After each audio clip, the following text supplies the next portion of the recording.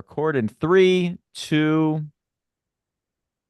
Welcome to another episode of $1 Million Stories, where we get to interview authors from all over the world. I love talking to authors because they have the courage to take their thoughts, their stories, their lessons, put it down in a book and share with the many, ultimately changing their legacy and destiny in the process. And if you are an entrepreneur out there, I highly recommend you write a book. You will obtain clarity, self-awareness, and many opportunities. And if you need help with any of that, check out dreamstarterspublishing.com. We can help you out with wherever you're at in the process. And let's say you already have a book that's done, you want to use it to generate leads for your business. Check out bookmarketingcrm.com. As you guys know, I just love talking about doing anything to take control of your life and being obsessed with maybe that career or that pathway that you're on, right? Becoming the hero of your own story. You have to do more than the next person. And I think this book ties into that message. It's called Don't Fake the Funk, and it's Fuck Being Average is the subtitle. So obviously it doesn't say that on Amazon, but it references that. So we have the author with us today, and he's a two-time best-selling author. In addition to this one, six-time world record holder, Mr. Biz Ken Wentworth. Thanks so much for being here, man. Hey, Mike, appreciate you having me. Humbled to be here. Well, let's start off with the genesis of this book. What made you want to write it? And if you can give us a quick little glimpse of who you are, where you come from, and what got you to this point, that would be phenomenal. Yeah, so I loved your intro because, writing a book, writing my first book, second, third book, made a huge difference. Absolutely huge difference. I'm an entrepreneur, had a corporate career, left that. In my corporate career, there's absolutely no way I'd ever would have written a book. No way. First of all, this is going to sound really funny, Mike. I hate writing. So I do. I can't stand it. I found out a little hack, a little cheat, and I'll share it with you guys because if there's anyone out there that's watching or listening right now, and you're like, man, I got a book in me. I want something I want to write. I have something I want to write about, something I'm really good at. I want to tell a story.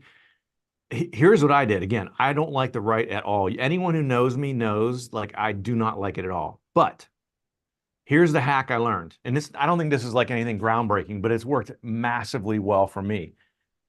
I can talk. So what I would do is each day when I was going to do a chapter is I would, at the top of the page, write the name of the chapter or whatever. And I'd put down, I don't know, 6 or 8 bullet points. And then I would just start doing an audio recording. I just start talking. And then I would take that audio recording and get it transcribed and then edit it down from there. Now, it adds a little bit to the process, but, and by the way, people go, oh man, that's super easy. You got a book. How long did it take you? Like 2 or 3 days? No, because editing it down is like a huge deal, right? There's multiple passes through it, et cetera. But for me to sit down in front of my laptop and start typing in front of a blank screen, that's not going to freaking happen. It's just not going to happen. Like, I can't stand it. But I can sit down and talk, and I'm very comfortable with that. And then I can edit it. And then, by the way, as I'm going through the editing process, I'm like, oh, crap, I forgot. I should have put this in. I should have put that in. So it enhances the process, at least for me. And so that was my hack. That's how I did all 3 of my books. Wow. And then the other part is, someone who says, oh, man, I just don't have the time. Takes forever, whatever. My last book, Don't Fake the Funk, is, I think it's 18 pages, something like that, 220 pages. I wrote that book, honest to God, I wrote that book from the day I started doing my first recording until it was published. I did that in 30 days. Now, Awesome. It wasn't easy, right? There's a lot of hard work in there. There were a lot of 20 hour, or not a lot, but there were a handful of 20-hour days in there. But you can do it. So don't make an excuse of it taking a long time.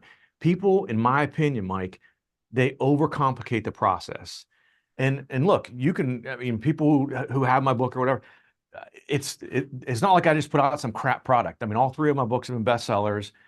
There's not grammar errors. There's not spelling errors, all this other, garbage or whatever that you might think, oh, well, you just slapped this thing together and threw it out there. But I mean, a lot of it has to do with, I'm obviously in the books, which I think most people would do. You're talking about things you know really well. I mean, unless you're writing fiction or something like that and you're crafting a story, of course. But that's massive advice. I mean, writing a book changes everything. I had done probably 3 or 4 speaking engagements. Once I wrote my first book, I've probably done 50 since then. No. And I turn them down. I turn them down often. I mean, it just opens doors. Being an author opens doors and everything. And as I said earlier, I can talk, so I'm rambling on here. So Hey, you just gave me the greatest commercial that I could ever use when it comes to writing a book. It's a game changer. That's why we recommend anybody out there, no matter where you're at in the entrepreneurial pathway process, write a book. It'll do wonders for you internally and externally. So I'm glad you said that. yeah, I mean, and I think my first book came out about I want to say 5 years ago now. And there are people just discovering it today. Yep. You know what I mean? That first book that's 5 years ago, which to me seems like 10 years ago, but that's something out there, and it's part of your legacy. As I think you mentioned, it becomes part of your legacy, and it's something that no one can ever take away from you. A lot of people, I forget the numbers, and Mike, you probably know these. The percentage of people who say they want to write a book or they have a book in them, something like that, and then percentage who actually go through the steps and write a book. I It's mean, about 87% of people in America say at one point in their life they want to write a book, and less than 3% ever do. yeah. And I'm telling you, it is not nearly as bad as people think it is. I'm not saying it's easy, but it's not a terrible process. I kind of did the first book. First book was only 70 pages and was got by accident. I was accumulating things. So I'm a fractional CFO business strategist by trade. And I was going through and accumulating tips about cash flow, about how to improve cash flow in your business. So I was just accumulating as I was, talking with clients and accumulating things. I'm like, oh man, this is another good one. Let me write this down. So I kind of have a handout that I was going to give to other clients. Like, hey, here's a reference point. If you have a problem with this type of cash flow, go to this section, that kind of thing. And as I kept adding to it and adding to it, my brother was the one. He was like, how long is that thing now? I'm like, I don't know. I don't even know. Like, I just keep adding to it, And he said, it's basically like a book. Like, why don't you publish it? I'm like, I'm not going to publish a book. Like, that's crazy. And he's like, why not? Like, worst thing you could do is you put it out there and no one buys it, and no harm, no foul. Like, it's not a big deal. And I didn't even know the process or whatever. The first book I went out on Amazon, like, how do I publish this on Amazon, and jumping through some of those hoops and everything like that. There's some technical things, but you learn them pretty quick. They're pretty transparent about what they want to be able to put a book on Amazon. And I did that, and I'm like, okay, well, we'll see. Wasn't expecting anything about it. Wasn't even really considering it a book. I mean, to me, 70 pages isn't really a book. But it had been out there, Mike, for probably, I want to say about 2 or 3 months. And I didn't even know how to, I forgot my login. I didn't know how to check, like, had I sold any books or, whatever, because that wasn't the purpose of it.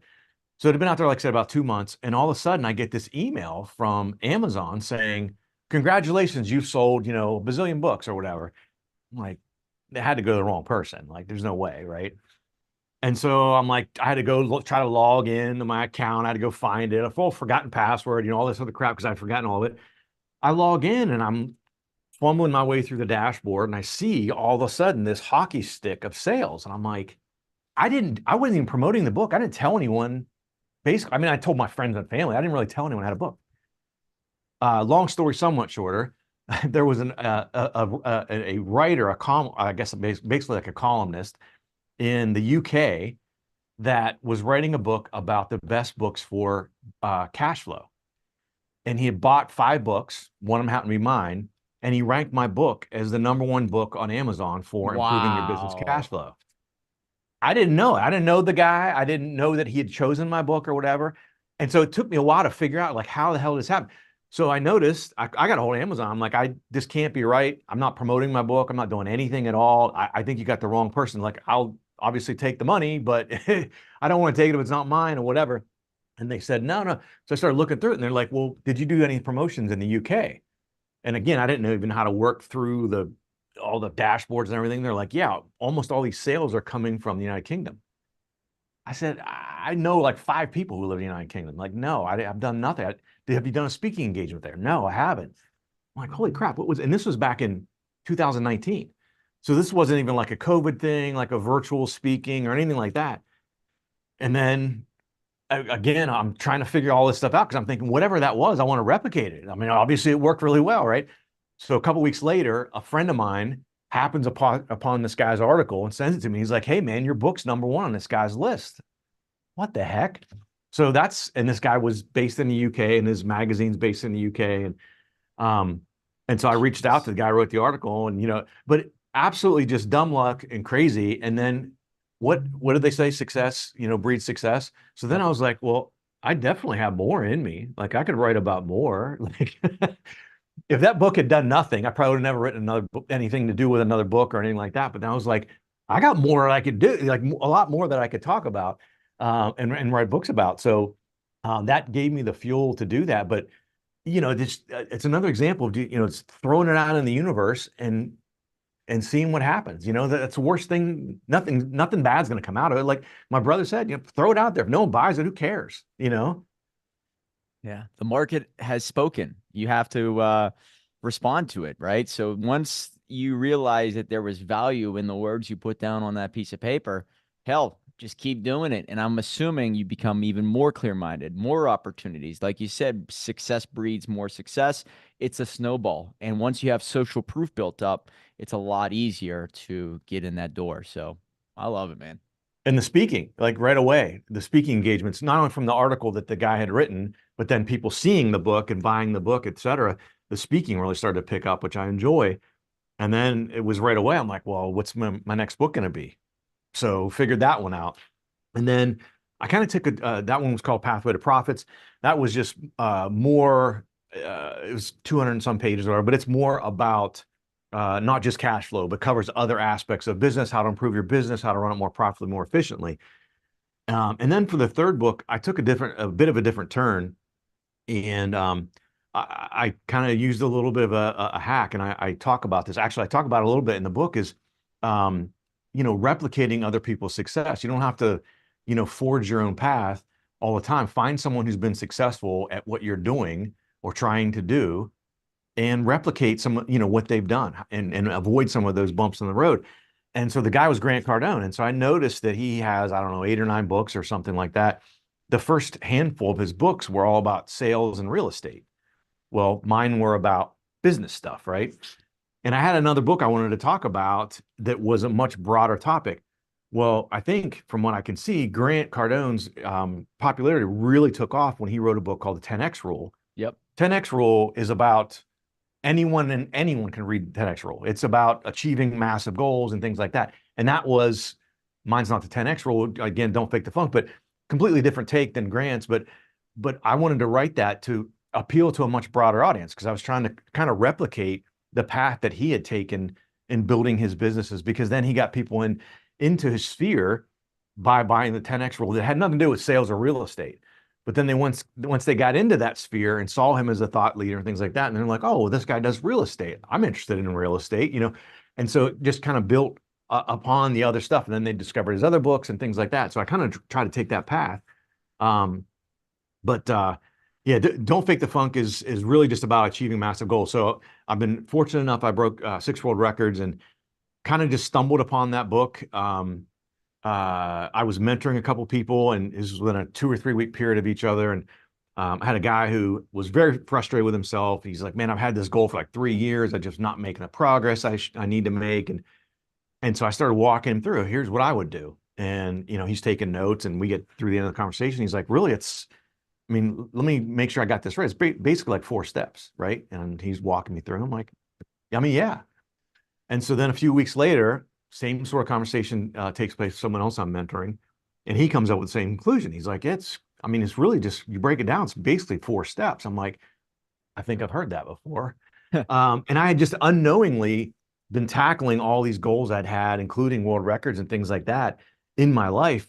And I just unknowingly had created this kind of 4-step process of being able to tackle goals and breaking them down into smaller digestible bites, and creating accountability for myself, not in the normal ways you hear about, and things like that. And so I'm like, man, it happened to be, I don't know, a month later, I got asked to do a speaking engagement for an end of year, like a holiday party, a Christmas party.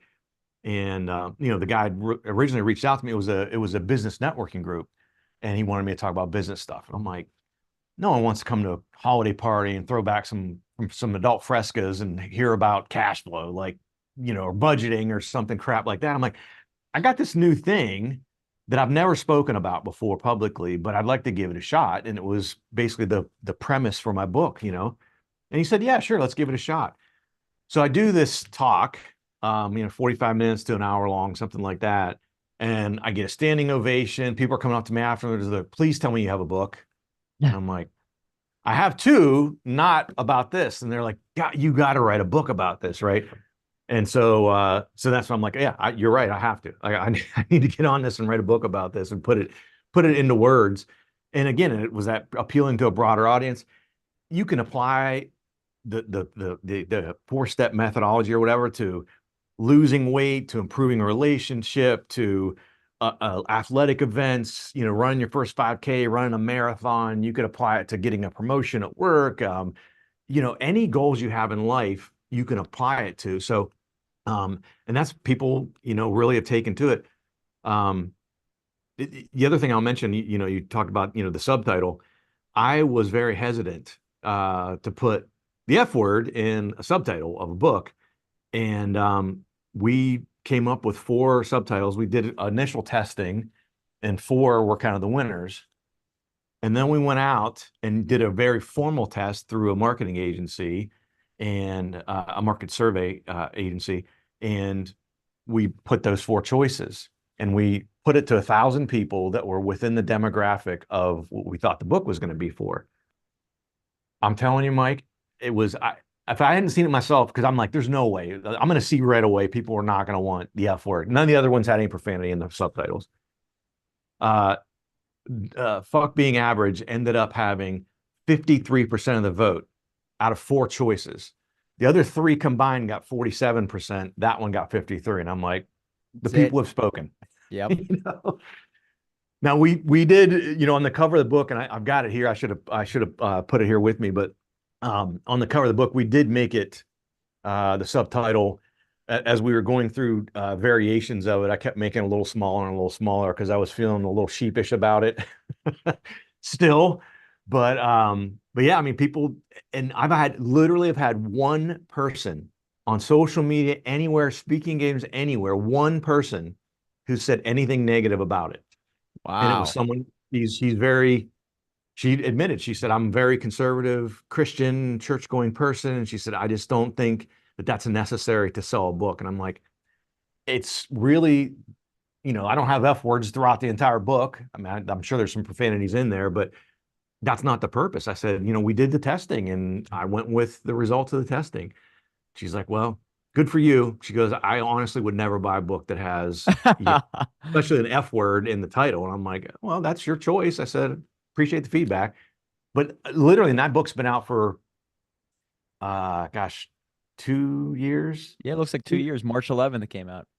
Yeah, 2 years now. So, and it's literally been one person. And we promoted the crap out of them, different blitz cycles and things like that on social media and all that stuff. And it's been pretty amazing that, I haven't really gotten too much flack about it. Well, the funk, whenever I saw this title, made me think of, there were moments in my life that I can look back and I could say, honestly, I was in a funk. I was 30 years old. I was sitting at a bar. I was working a corporate job at the time. I'm 39 now. And I remember being in this funk of like, where do I go? What do I invest? I already tried a couple startups and they failed. And then, I'm starting to go dip my toe back into the entrepreneur space, but this corporate job is just crushing my soul. And it feels like I'm living the same chapter over and over and over. So I need to do something. And when I feel like there's a funk in my life, I need to instill some type of like firework, some type of action that changes it. And everybody's worried about the output. Well, you first have to worry about the input. What are you doing differently?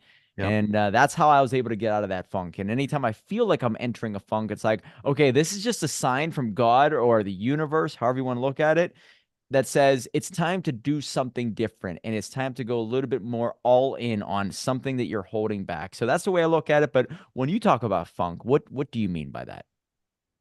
Yeah, I mean, that's basically the same type of thing. Is I think a lot of people get mired in a funk, and a lot of times, when you have some big goal, whatever it may be, you get mired because you think of you think of the journey that it's going to take, right? Let's say you have a bit. So, for example, um, the first time, so my world records are all in powerlifting, specifically in bench press.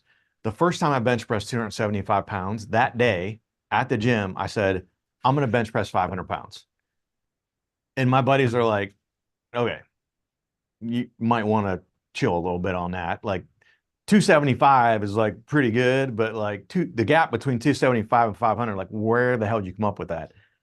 And I came up with it because I worked out at a gym that had some world-class power lifters and pretty hardcore gym.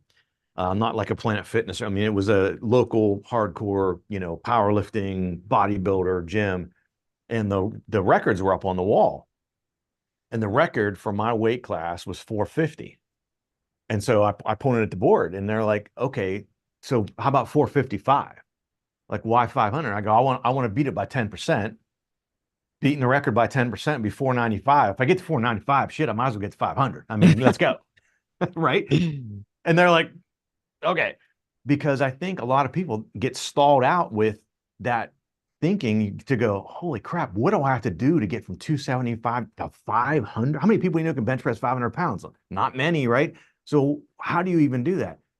Don't worry about that part. And I think that's where people, if you're 100 pounds overweight, you think about, how do I go from 300 to 200? Oh my gosh. I got to lose 100 pounds. Like, I could lose 20 or 30, probably decently okay, but 100, and you get stuck in a funk of, man, there's no way I'm going to lose 100 pounds. There's no way to get that promotion to VP. There's no way, fill in the blank of whatever it is. And you get stuck in a funk because you're like, man, I have no idea. And I didn't know what I was going to, what do I got to do to get from 270? I don't know. And so part of that thing is start with yes. That's the first, and my 4 steps, that it's SMAC, SMAC is the acronym. And it's the first one, S is start with yes. With any type of, and this goes with life. How many people, Mike, do you know that when you talk to them, and you probably have a lot of entrepreneur-minded friends, but you probably have some that aren't, right? Right. When you Yeah. talk to a non-entrepreneur type person and you go, hey, man, I'm thinking about starting this company. I think I can grow it to $10 million. What's the first response you get from them? They're like, okay, you've been hitting the bong. There's something, you must have, did you shotgun about 17 beers just now? Like, where are you coming from, right? You're crazy. Like, that It can't. doesn't even make sense. They can't compute it, right? And it's that automatic no, right? That's where you're going with, is that most people have the no on their hearts with You start everything, thinking every about why it won't opportunity. work. Yeah, Start why it thinking about doesn't. why it won't work. Instead of saying, oh shit, $10 million. I'm like, man, that's a hell of an undertaking. But I mean, what's your vision? How are you going to make that happen? You're right away opening the door like, this is possible. You might talk through it and say, maybe it's not. But you got to start with yes. And I mean, the vast majority of people start with no. You start with no, and I'm not talking about just even big goals. I'm talking about, um, uh, your kids your kids come to you and go, hey, Dad, I want to go to the park and play kickball. And you go, oh man, I'm tired. It's been a long day. Maybe tomorrow. You start with no instead of saying, okay, well, it has been a long day, kind of tired. I'll tell you what, let's have dinner. I'll probably feel a little bit better after dinner. Yeah, we'll go. Maybe we'll go for a half hour instead of an hour. But you start with yes, right? You start thinking about, how can it happen? How can you make it happen? And that's the first step in any big goal, is you have to start with yes. Mhm. That whole like I said, if you weigh 300 pounds and you want to get to 200, it's like, oh crap, how do I lose 100 freaking pounds, man? I don't even know if that's possible. You see these people on TV, but those are like 1% of the people. No, man, you can do it. Now, I'm not saying you're going to do it in 3 months, right? But that's part of anything worth having is worth working for, right? I mean, if it's something super easy, it's probably not going to be very rewarding. So I think that's a big part of the process, is really just that initial mindset of thinking, man, this is possible. I mean, it Yeah. took me 7 years To to do get it. the So, to what? And this is 2007. You broke the record. Is that right? well, I broke multiple. I think I'm trying to think of the first time I broke a world record. I'm not even sure what year it was, but I'm saying just getting from 275 to 500 took me 7 years. God, Took and I'm me, looking at an old interview from 2007 that you did, and it's an interview, and maybe you did 449 or something. But I'm looking at, or maybe this is when you broke it, but it's an interview with you with bench presser Ken Wentworth to July 2007. So, okay, criticalbench.com is the article I found. So I didn't know if that okay. was it. Uh, yeah, I think I don't, geez, I think Critical Bench. I'm trying to think. I think there might be a picture of me when I weighed my heaviest. Uh, By the way, and I just want to say this, if anybody's just listening to this on Spotify, if you pull up pictures of Ken Wentworth, you're not going to see somebody who's like roided out. It doesn't look like you are this absolute, when you see people who are like bodybuilders, you think yeah, you're able to maintain a certain look and do this, which makes it way more impressive in my opinion. So, can you yeah. tell I like competed. I should mention I competed all drug free, all drug tested. Never touched it. I worked out with some guys who did that stuff, which by the way, I think helped me. It helped me start with yes because I'm seeing guys that are taking performance enhancing stuff. It doesn't matter. I'm seeing that what a human is capable of doing. I'm not going to do that. not going to choose to go down that path, but I know what's possible because I'm seeing people that I'm training with lifting crazy weights and everything. Now, again, they're enhanced in different ways than I was, but I know it's possible. If their yep, body can do it, my body can do it. You know what I mean? bingo. So I think that helped, being a small fish in a big pond. Wow. And so you had this goal, and I just love. To me, it's very much like the airplane taking off. You burn so much fuel to get off the ground, actually more fuel than even like the rest of the trip. But you really have to be like have a one track mind, and once you have that, you have such power, right? Hey, this is my goal, and once you have a target to hit, you have an advantage over pretty much anyone else around them that's trying to have that shiny object syndrome applied elsewhere, where, oh, I need to do this, I need to do that, I need to do that. When you have the goal and the target as clear as day, it makes every decision easy. But you have to start with, yes, I can do this, but I know where I'm going is probably even more important than that, in my opinion. So direction is more important than speed. I heard that one quote and I'm like, Yeah. wow, that really hits home because as long as you're going in the right direction, you're going to feel that progress. And Jordan Peterson has the great phrase of saying happiness is not the obtainment of the goal, it's the realization that you're on the pathway to obtaining the goal. So Yeah. direction, having that in clear sight, extremely important. Yeah, for sure. Yeah, for sure. And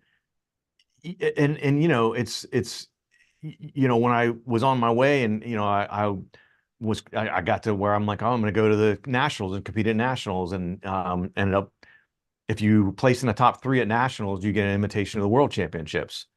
And the first nationals I went to, I'm like, maybe I can medal. I'm not sure. Maybe I can get on the medal stand. And if I get invited to the world championships, I'm not going to not go because who knows if I ever be able to qualify again. So I'll go to the nationals, end up winning. And so then I got, again, extra fuel, that accumulation of success and building more success upon it. So then I started training even more like a demon, always thinking about 500, but that was part of my journey of getting there. So then I go to the world championships, and I won my first one. I won the world championships. Like, holy crap. Like, and so then the mental aspect of it is like you have those smaller successes on the way to the goal of, in this case, the 500 pounds. It's like, man, maybe I'm pretty good at this. Maybe what I'm doing is really working. And again, it applies to all these goals. And that I mentioned, you want to go from 300 to 200 pounds. You lose the first 30 pounds, and all of a sudden people start saying, hey, man, you got to start buying new clothes. You start feeling a little fit. Someone in work goes, man, you've been working out. Like you look like you're, looking pretty good and whatever. And then also, so that those small successes along the way give you that fuel, but you got to get to those small successes, right? To be able to get a little bit of that fuel to get that juice to keep you going. Um, Super important. But yeah, real briefly. So in the book, I mentioned the four, the SMAC. S is start with the S, like I mentioned. The M is model expert behavior. Again, find someone who's been there, done that on what you're trying to accomplish. And for me, again, my goal wasn't to set world records. I didn't even know what any of the world records were or anything like that. I'm just like, I want to bench press 500 pounds. Well, then on my way in my journey to that, it's like, oh, I'm approaching a world record here. Like that's another interim goal I'm going to do. Well, I can't find someone who's done exactly what I'm trying to do because no one has done that much. Yeah, that's got to be But I tough. found Yeah. someone in another weight class who was a world record holder, was much bigger than me, which another mental thing of this guy's way stronger than me. He outweighed me by almost 100 pounds. What did you weigh at the So time? my first world record I broke, I was 181 pounds. I was competing Holy 181 smokes. pounds. And Uh, you were 181, and what were you lifting right then and there when you first started doing it? What did you lift? well, when I first it was 275 was that first thing. I hadn't competed or anything yet. Maybe 3, 4, 5 months later, when I was benching over 300, when I started doing competition, like little local competitions. Like, what the heck, I like to compete. I'll give it a shot. And then I just got better and better and better and stronger. And then I ended up finding this guy. And again, this was a bit back. Uh, Crap, this was like mid 90s ish. And so this, the internet's relatively new. There's no social media, there's no Facebook, there's no Instagram, there's none of that. I found this guy in like a chat group, a powerlifting chat group, who was a world record holder. He would come in and comment often on helping people with their training and things like that. And he was based in Iowa. And I reached out to him, didn't know the guy from Adam. I reached out to him and I said, look, I'm on my way. I'm going to bench 500 pounds. I weigh, 181. I'm on my way to bench. I'm benching whatever I was benching then, 350 or something like that. And I said, you're a world record holder. I want to, if I take a week off of work and I find a hotel out by you, can I basically follow you around for a week? I don't want to just train with you. I want to see what your lifestyle is. What are the sacrifices you're making in your personal life? I want to see everything. I'm going to take a bunch of notes. I'm going to ask a bunch of dumb questions. I want to follow you around like a puppy dog and ask you a bunch of questions. And again, the guy doesn't know me from Adam. And the guy goes, you know what? If you're crazy enough to approach me, who you don't even know who the hell I am, and you're going to take a week off of work and drive out here at your own expense, he goes, have at it. So, but again, it goes back to that model expert behavior. I'm like, I need to find someone who lives this lifestyle, who does what they need to do to accomplish these massive goals in the field that I'm trying to accomplish this goal in. I'm still friends with that guy to this day. But that's kind of what I mean by model expert behavior. And it doesn't have to be something that extreme. It could be just following people on social media, consuming their content, buying their books, Yep. watching their videos, their YouTube videos, watching their stuff on social media. Consume as much as you can of that person or those people. Maybe it's 2 or 3 people. Then with other people, kind of mentors as well, in that journey. But it's a big part of it. You don't have to try to do this alone. Find someone who's already done it. They can probably help you avoid a lot of the pitfalls that maybe they had during their journey. The third part is the A in SMAC is accountability. And that's an easy one, right? Everyone says, oh, you got to have an accountability partner and this and that. But I outline some ways in the book to create an accountability partner without just saying, hey, Mike, by the way, can you check in on me and ask me how I'm doing on my goals? And what I say, and I talk about all the time, and I mentioned in the book, I mean, that's like giving someone homework. Like your close friends are going to want to hold you accountable, but still, maybe they don't. In some ways, they want to hold you accountable. But let's say you're trying to lose that 100 pounds and you're a year in and you maybe have lost 20 pounds. Like your friend doesn't want to ask you because they're like, I don't make him feel bad because obviously he's not really doing great on his journey. And so I lay out a handful of different ways that I've used to create some accountability without giving people homework and things like that, and I call it a sphere of accountability around you. One real simple one I'll mention is that I would get, and I still do this, I get 3x5 index cards and I would put something that's associated with the goal and I would hang them in some places where I can see them all the time. So in my wife and I, our bathroom, in front of my sink, I would put it on the mirror. So every morning when I'm shaving, I'm brushing my teeth, I see that is. And what usually for me, when it was a powerlifting, my next competition, it would be whatever the goal was in kilograms. So it would just be a number. So, and it's kilograms. So it's not like, if I was trying to bench press 500, people say 500. It's, 500 pounds in kilograms is 227.5. Well, maybe my goal for that competition was 212. So someone sees, and then I would put it in my car. I put it on the dashboard of my car. I would put it hanging off the monitor in my office at work. I'd put it in all these different places. And the way I created this sphere of accountability without giving someone homework in this example is, first of all, you see it. So it's a constant reminder for yourself of this goal. And the other thing is, Someone gets into my truck and goes, excuse me, sir, why the hell do you have a card with 212 on your dashboard? That's kind of odd. What is that? Right? They're going to ask because it looks weird and it's not obvious. It's not a picture. And you go, oh, well, that's my goal for my next competition. That's all you got to say. Because then they're going to go, oh, well, what's your competition? And they're going to start asking questions. So now they're invested. So now that person, now they know what your goal is. They're probably going to ask you, like in my case, they, oh, well, when's your next competition? Oh, it's in July. You see them in July or August. Hey, by the way, how'd the competition go? They're not checking in all the time, but you know that they know. Yep. And do you want to have that conversation in July or August to go, hey, how'd that competition go? Oh, I sucked. My goal was 212. I benched 180. What? Oh, you don't have that conversation, right? You Right. know that people are counting on it and they're going to ask you. Maybe they never will. And here's the even better part about it, Mike. The haters out there that see the 212 and go in their head, there's no freaking way he's going to do that. There's no way. I'm going to ask his ass as soon as I know that competition's over because I want to see him squeal because he freaking failed.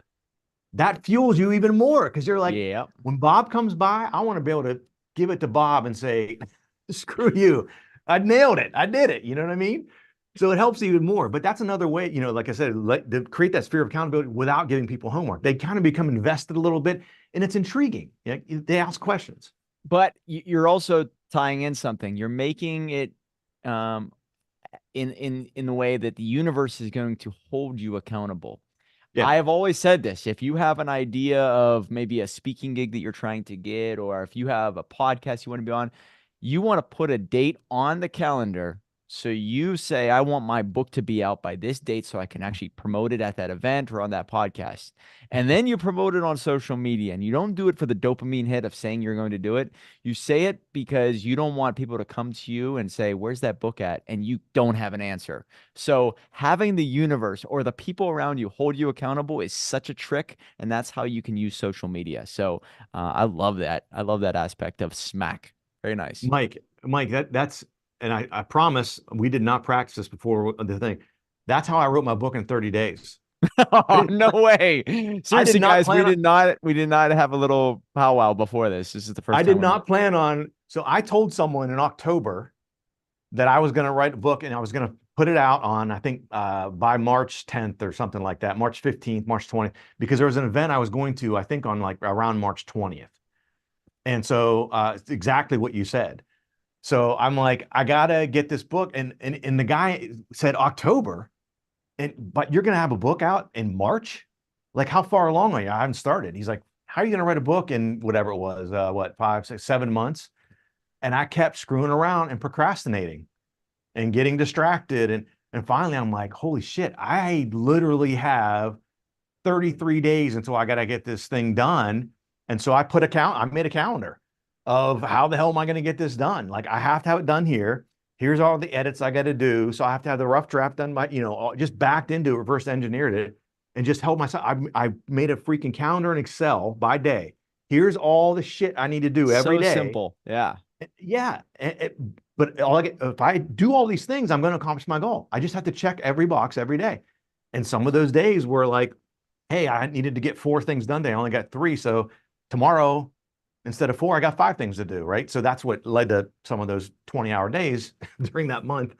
But it's a perfect example of how you can do that and putting it into the universe. I had said it publicly. I was being interviewed and I said, oh, they said, when's your next book coming out? And I said, it's going to be out. I'm going to such event. So it'll be out by, middle of March of next year. And they're like, oh, that's great.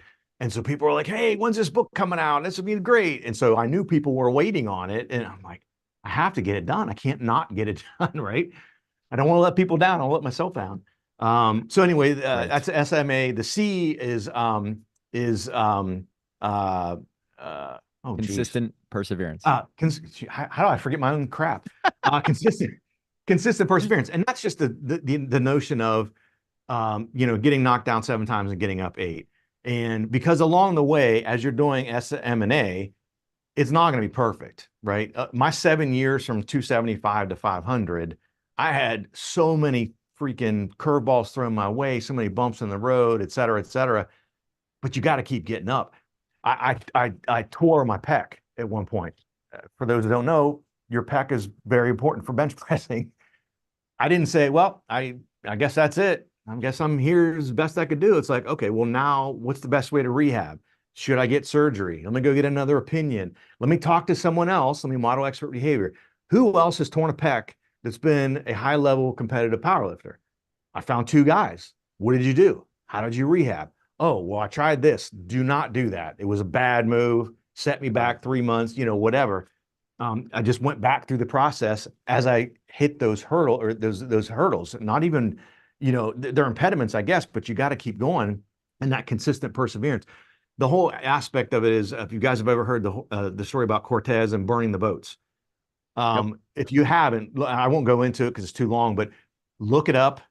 Guys, I'm telling you, if you want to hear a powerful, motivating story, look it up. Cortez burned the boats. If you just Google that, you'll find it. It happened way, hundreds of years ago. Absolutely amazing story of how to really go all in. And when I tell people is the aspect of consistent perseverance. Most people, let's say you're in your 30s, most people in their 30s have probably really two or three things, maybe some more, that of things in life at that point in their lives that they've said they went all in on. There, there's no way I'm not going to do fill in the blank. Most people have two or three of those, right? And you might not realize it, but it was back when you were in eighth grade and you're going out for the eighth grade basketball team and you're like, I don't know if I can make it. I don't know if I'm good enough, but man, I'm going to practice my butt off. I'm going to go to, a dribbling coach or shooting. I'm going to do whatever it takes. I'm going to go to the playground every night for 2 hours. You went in all in on that. And almost every time anybody really goes all in, you're successful. Yeah. You are successful. And that's why I think that it was part of the empowering thing of the whole SMAC methodology is when I get to that point and I talk to people and I say, and I go, tell me a time you went all in. And a lot of times they're like, well, I really wanted to lose 20 pounds and I lost 15. I'm like, you didn't go all in. Tell me how you went all in. Like, and as they look back on things and the silly example, I say, here's an example of how I know that every single person on this freaking planet has it in them. When you were a baby and you were learning to walk, how many times did you fall down?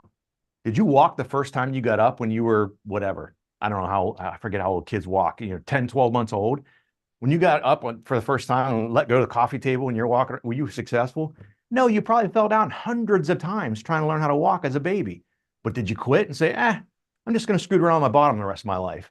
No, you kept going. I'm all in. I'm going to figure out how to freaking walk. So we've all done it. We've all done this, and everyone has it in them. So someone goes, I just don't have that commitment or that discipline. Yes, you do. You did when you were 10 months old, so you sure as heck have it when you're 20, 30, 40, 50 years old. Damn right. What do you think it is about the people who have this ability to be consistently or be consistent person and it can and have the perseverance within them? So, do you think it's because they've identified their wants and their fears, right? There's all these studies that show that rats are more motivated by fear than what they want. Very much like if they were starved of cheese and they were timed to go through a maze to get the cheese, they actually go through that maze like 5 times faster if there's the scent of a cat behind them. Not even the actual visual representation of a cat, but there's the scent of it because they're so afraid of them instinctually.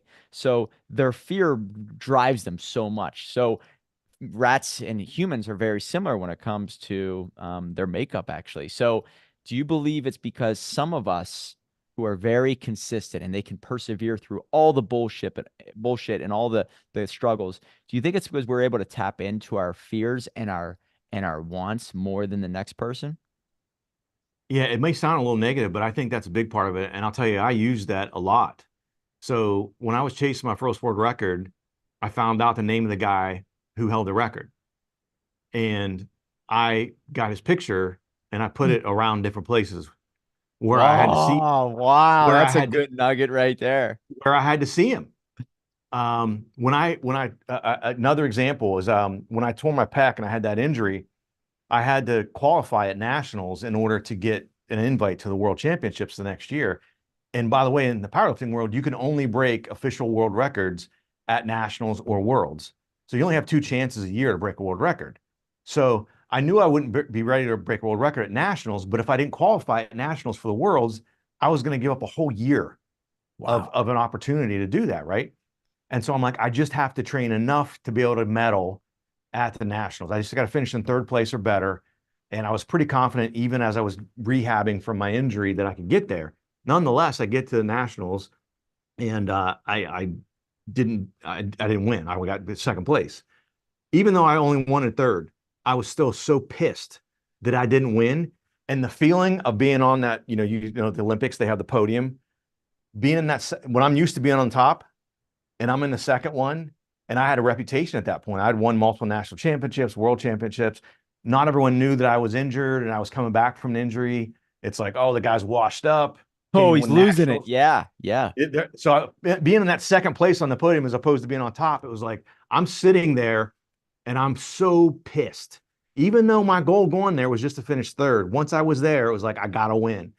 And so what I did was the back of the medal has a little plate, almost like what they have on like a trophy or something like that.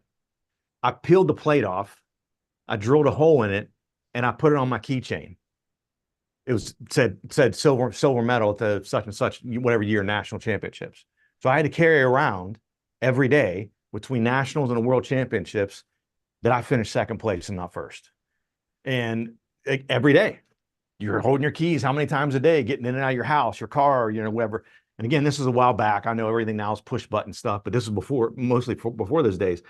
So I'm carrying around that thing on my keychain. And then again, that fear of accountability. Someone's like, what the hell is that on your keychain? And they're like, Oh, man. is that something from like a trophy? I'm like, well, that's the placard from the back of my silver medal at nationals. And they're like, oh, you're celebrating? I'm like, no, I'm pissed. I'm pissed because I don't win. And they're like, why would you put it on your keychain if you're mad about it? I said, that's Reminding why. yourself. Yep. But so that fear, so that Russian guy that I was chasing for my first world record, on the days that I felt like crap and I didn't want to train, or I'm supposed to train for 2 hours today. I think I'm gonna get it 45 minutes in. I'll do something. And I'm like, he's probably training for 3 hours today. If I put an hour in, he puts in three. He worked 3 times harder than me today. How am I going to catch this guy if he's working 3 times harder than me? So that aspect of what you talked about, that was the cat chasing me through the maze as me being the rat. Like, holy shit. And I was chasing him, but I'm fearing that he's working harder than me. I have to outwork this guy to beat him. And I'm not going to outwork him by, sloughing off and all that kind of stuff. So yeah, that fear. And like I said, that fear of accountability, there's a bunch of different examples in the book, but that one I gave is that the more people that know what your goal is, and again, some people are going to secretly be a hater and hope you fail. And you don't want to talk to you want to make sure you can tell them, yeah, I kicked some ass. I did this so that fear, the fear of having an awkward conversation with someone of, I fell short. I didn't do really good. Didn't do what I expected, whatever. You don't want to have that conversation. So that's a big aspect of that whole sphere of accountability is the fear part of it. Well, you make me think of the other night. I'm a hockey guy. Are you a hockey fan Okay. at all? Not really, but Okay. I was watching the playoffs. Okay, so Florida Panthers, Yep. they made it to the Cup last year. I just made a post about this, so it's fresh on my mind. But they made it to the Cup last year and lost.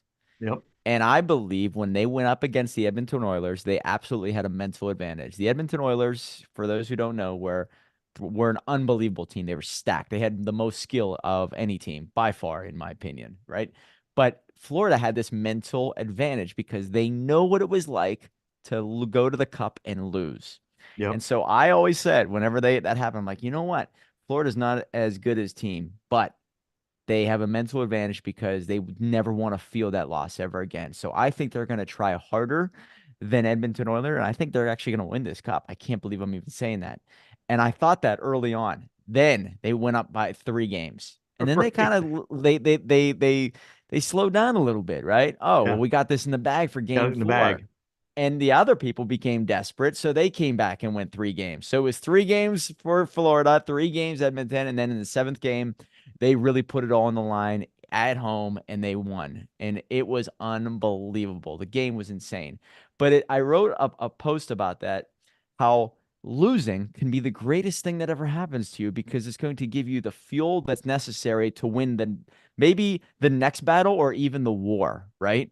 So a Yeah. loss is never really, I mean, it's not a bad thing in the grand scheme of things because that second place trophy might have given you that extra oomph behind you that says, I'm going to train harder. I'm going to go stronger. I'm going to put in more than anybody else can think is possible. And that's how I'm going to really break the record. So I look at it in that way. Do you believe in the same philosophy?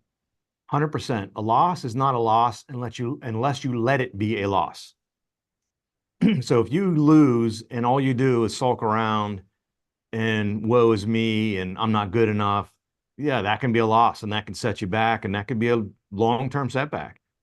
But if you take the loss and you learn from the loss and you fuel the fear and the fire of I don't want to feel this again. And especially adding on to what you mentioned, Mike, I think Florida going into game 7, especially if they had that mindset, and I believe it as well, that we got all the way here last year and lost, and I remember how that felt, and I don't want to feel that again. Bingo. Well, then, like you said, they go up 3-0, and then all of a sudden you turn around and it's 3-3, and you're like, holy crap, this is going to happen again. And it's going to happen on our home ice. Yep. Absolutely not. Not freaking doing that. Not going to happen. So again, that fear of the loss from the year before, like I don't want it to happen again, and I sure as hell don't want it to happen on my home ice. Can you imagine another team on our home ice hoisting up the Lord's Cup? I mean, No. hell no. You know what I mean? Like, so I use that throughout. I use it today. I would. I keep a journal book. Not really. It's not really a journal, but like notes and stuff like that from meetings and all that stuff that I keep throughout the year and for each year. And my book this year, and I could grab it, it's within arm's reach. I'm not going to do it. I have someone's picture on it. It's someone who's a known entrepreneur that I absolutely can't stand and who called me out a few years ago on Clubhouse when COVID was going on and Clubhouse got big. Oh, I remember that. It was huge for about 6 months. Huge. Yeah.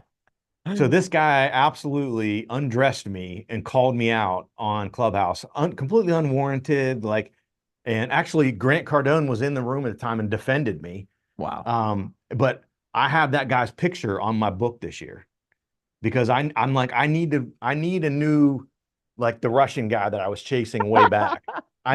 So he's my guy and he's on my book and Mike, I'll tell you, I carry that book everywhere. It goes everywhere with me, even when I'm doing personal stuff. And someone's like, and people tell me that we look a little bit similar, and so someone's like, "Is that you?" Or it kind of looks like you. Is that you? I'm like, "No, it's not me." And they're like, "Why do you have a picture of another man on your notebook?"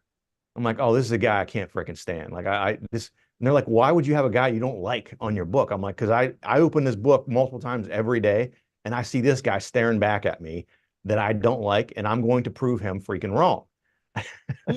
Oh my God. I was Even in a lot of those clubhouse rooms with Grant Cardone, right? So I was there just listening. I might have been in this room that it all happened. So who is it? Are you able to say the name at all, or do you well, not? that's why I don't want to show the picture. I don't want to say. You know what? Screw it. I'll say it because it's on my book. A bunch of people around me know it's JT Fox. JT This Fox. guy's I name is don't. JT Fox.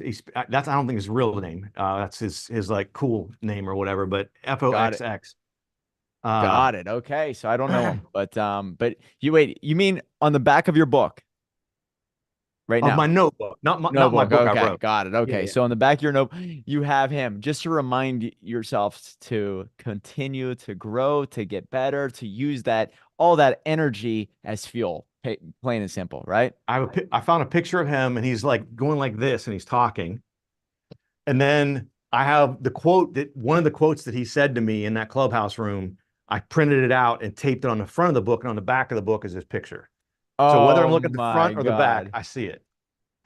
Amazing. Amazing. So haters, once again, a great a great piece to this entrepreneurial pie where you need them to fuel you. If you use them properly, they're the greatest thing ever. And I think Grant Cardone really applies that quite well.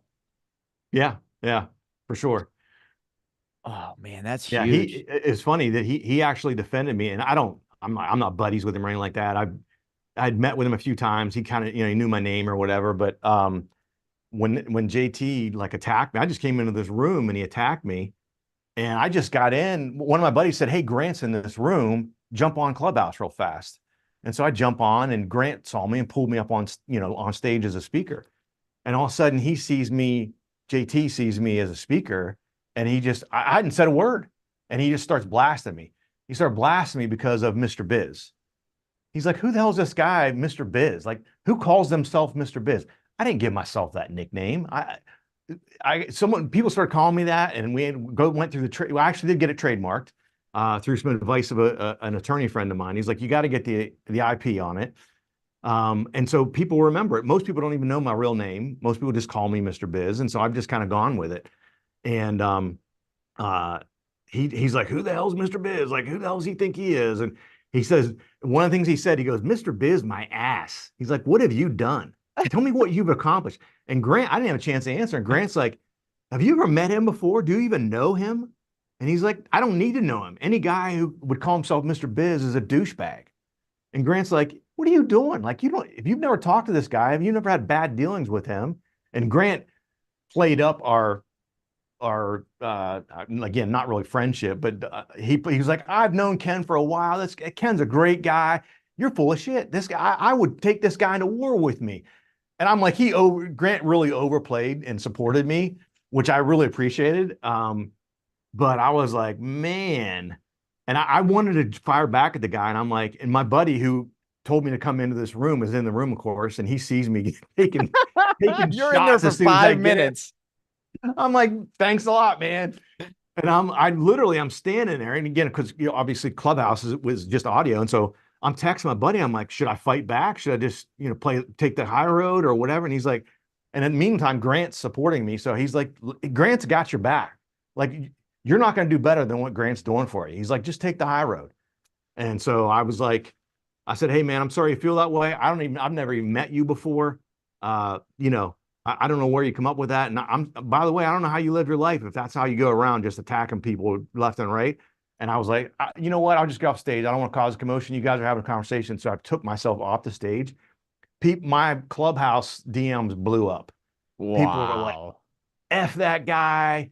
You did the right thing. Like, and so Oh, that is awesome. How miserable are people out there? You know what that just shows you is like it's more a reflection of how they feel about themselves than you, especially if they don't know you and all that. So just even before this call today, I gave 5 tips on how to use your book as a revenue stream or create multiple revenue streams. One guy responded back, it's like every single one of your books is complete garbage and you don't know what you're talking about, blah blah blah, yada yada yada. And I was like, "Have you ever heard of Rich Dad Poor Dad?" And he was like, "Yeah, that's another snake oil salesman, garbage book. They're lying to you." And I'm like, "You don't even know what you're talking about. You're just angry at life." And I think that's going right. to happen more and more when as you progress, right? The more you have this mindset and the more you start with yes, the more you find your mentors, the more you keep accountability in your life, and the more you persevere,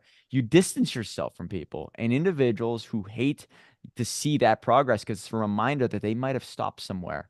And the more you stay in one place, the more resentful you are of the people who have never stopped. And so I just look at those individuals like the JTs, like the person that texted me, they're usually in a bad place mentally, and there's nothing you can do because individuals are gonna find an excuse not to keep going, and as long as you keep going, you win. You win this game. And people, I'm sure you heard the quote a million times, and your listeners and viewers have heard it too. You don't get hate from someone who's doing better than you. Yeah, that's it. I'll just 100%, leave it at man. that. I'll leave it at that. I mean, think about it. You know, do you, yeah. I want to give examples. You guys know a bunch I'm of with it. you. You guys know examples of this. I mean, why would you do that? You wouldn't look down to someone who's doing significantly worse than you and throw shade at them. Like you just wouldn't do that, right? I mean, so and that other what's the axiom? Something like if you wouldn't take advice from them, don't listen to the bad stuff they have to say. I'm not saying exactly how it is, but Yeah. um Don't listen to anybody who doesn't have the life that you want, right? Basically, yeah, or that really. too. Yeah, another variation of it. Yeah, basically. And it's like But even that, that the life you want. I mean, there could be someone who's wealthy, rich, and lives an unethical, immoral life, and you're like, you could be rich, but I don't want to be that person, right? So, but yeah, but I like I messed it up, like I said, but it's something like if you wouldn't take advice from them, don't listen to their criticism or something like that. Got it. Only listen to people that you would actually take advice from. If someone you could take advice from and says, "Hey, you're effing this up. You need to change your ways or do whatever." Then a different story there, right? But um, anyway, yeah, it's just it's interesting, man. Especially it's so easy in the world of social media now to have the keyboard muscles and talk a big talk and all that kind of stuff. And I'm not even talking about, like, oh, I'm gonna beat you up, or I'm not talking. I'm just talking about the shade. I mean, you go on X, and I actually enjoy X for the most part. Oh, I love X. Love it. It's the only place that I can see like real news, in my opinion. So, Yeah, yeah. But I mean, you go on there and like it doesn't matter what you could say, um, I like puppy dogs, and someone is going to tell you that puppy dogs are crap and that you like puppy dogs. So that means, and like they're going to tell you your whole life story because you said you like puppy dog. I mean, and then you're going to have a bunch of people go, "Oh my God, I love puppy dogs too." And they're going to post a picture of their dog. And it doesn't matter what you put. I mean, there's always people, and it seems like X gets a lot more of the extremes. But again, I enjoy it. But I know a lot of people are like, "Oh man, I can't take it. It's just too much." And I'm like, that don't again. Most of these people that are throwing shade or whatever, they don't know you. You don't know them. What's their opinion matter to you? Who cares?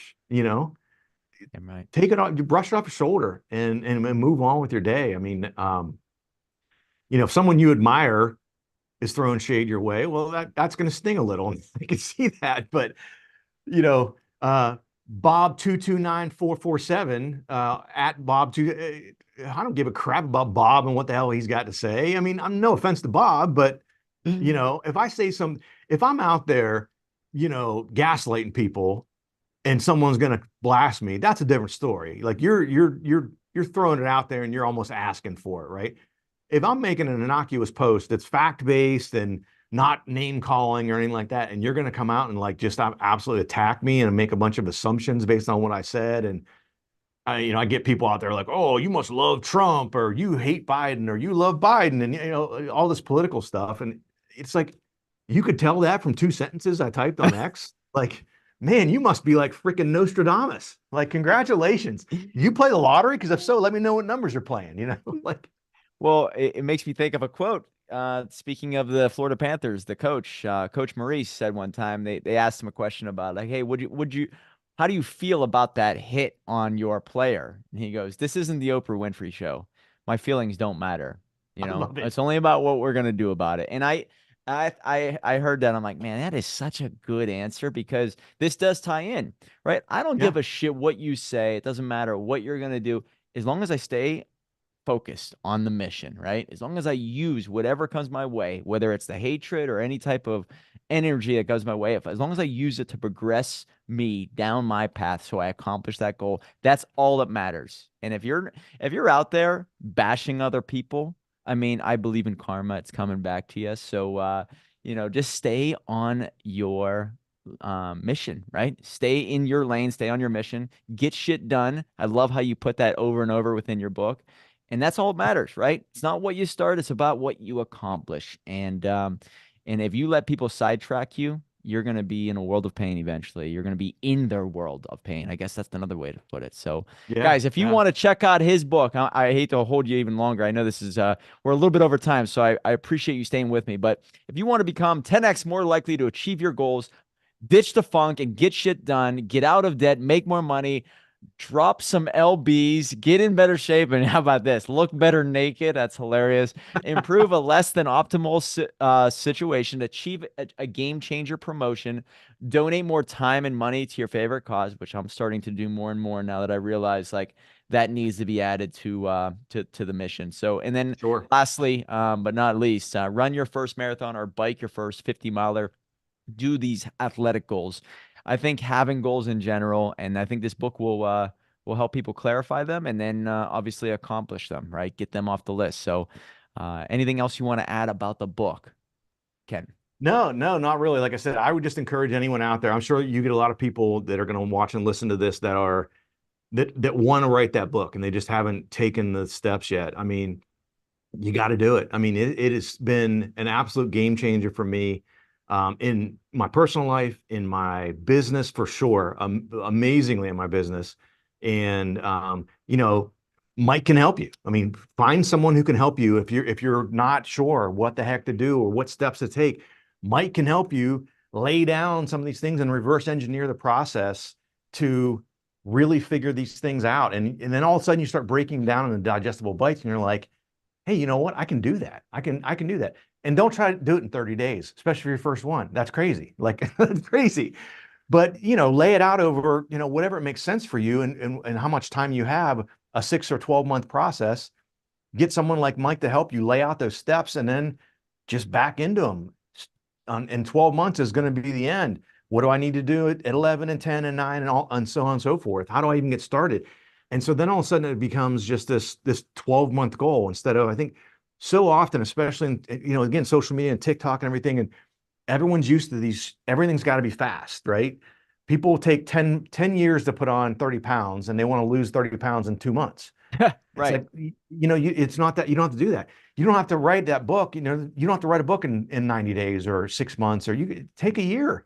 Don't take 3 or 4. I would tell you not to do that because I feel like people lose their way and meander too much, or they try to make it like, and this is going to sound crazy, but too perfect.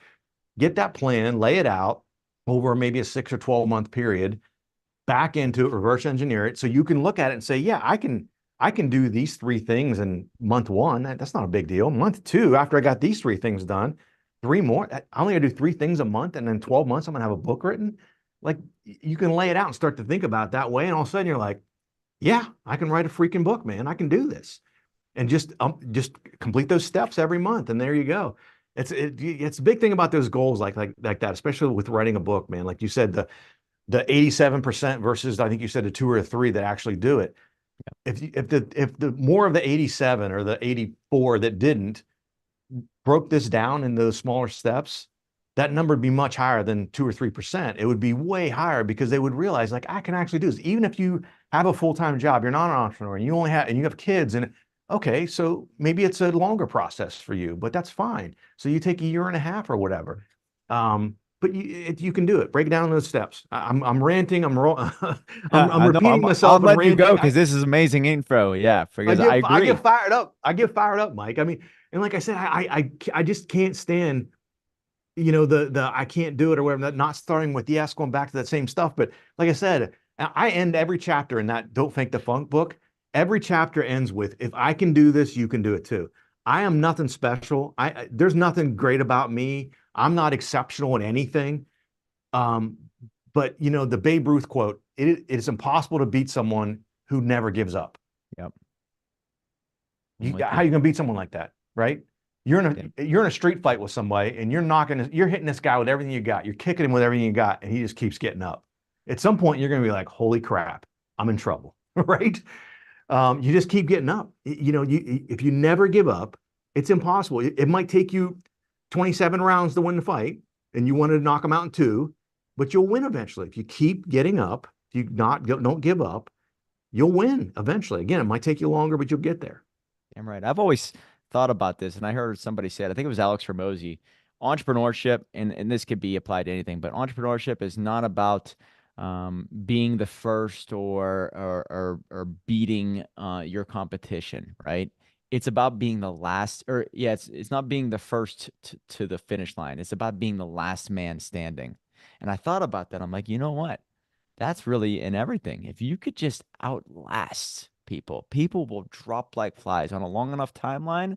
They're going to give up. But if you have the motivation, the grit, the gumption, the courage to keep going on a long enough timeline, you can win pretty easily. Just stay at it. So apply the smack technique, guys. Pick up his book.